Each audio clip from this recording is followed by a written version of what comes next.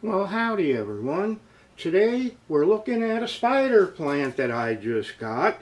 The fancy Latin name for it, Chlorophytum comosum. And this plant is a classic. I mean, this is grandma's house plant. I don't know why it took me so long to get one.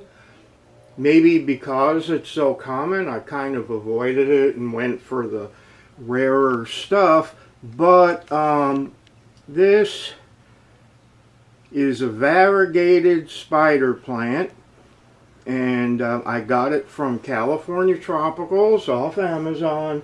And this is really a great house plant.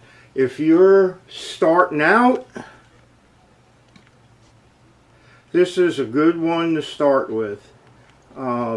It's easy to grow, it's non-demanding, and it's great for hanging baskets or just letting it trail down a shelf.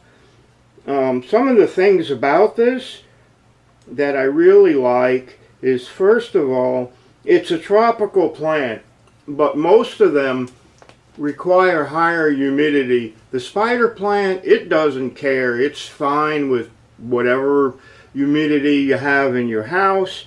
It's also non-toxic, which is great if you have pets or kids.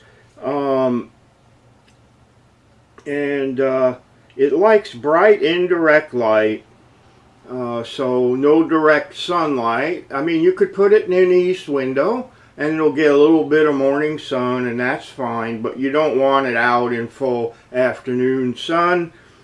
And if you don't have high light and you have a variegated variety like this one is, you may see the stripes, the colors may fade a bit, but the plant will still grow just fine. It's also really easy to propagate. It makes long hanging stems down, and they have what we call spiderettes, which are little offshoots that or pups that you can cut off and transplant and grow again. So it's an easy plant to grow. You can share it with your friends, and I don't know, it's one of those ones that I think everybody should have. And I have this one in Coco Core, and I pretty much transplant all my plants into Coco Core.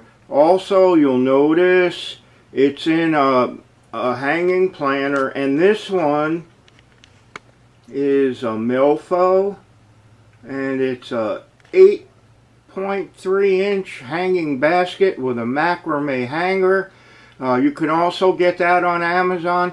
But I like these because they're translucent, so you can see when the water in the bottom of the planter has been all used up. And basically, this is just a pot that goes inside a pot, and the inner pot has some cotton wicks that hang down into the water and wick the water up to the plant. And which, by the way, this plant likes moist soil but not soggy soil. And a self-watering planter should work fine for that.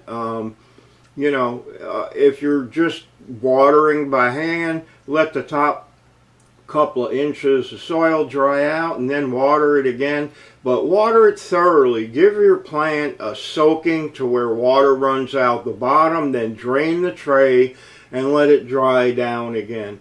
So it is a great plant if you're looking for something and maybe you've never grown a plant before. This one is pretty much bulletproof. And as for the planters, like this particular one, it comes with the macrame hanger. It also comes with a chain hanger, which is shorter, and I don't like them as much because My light is up here, and if I use the chain ones and I hang them around the edge, it's too close for a lot of plants, too much light. So the distance helps, but you know, it's cheaper if you just buy one with the chain hanger, but you can also buy this one and it'll have both. So I like a good self-watering pot because, for one thing, when you do water, it's not dripping on your floor or on your furniture. It also means you have to water less, and it kind of smooths out the watering process so you don't have to worry about over or under watering.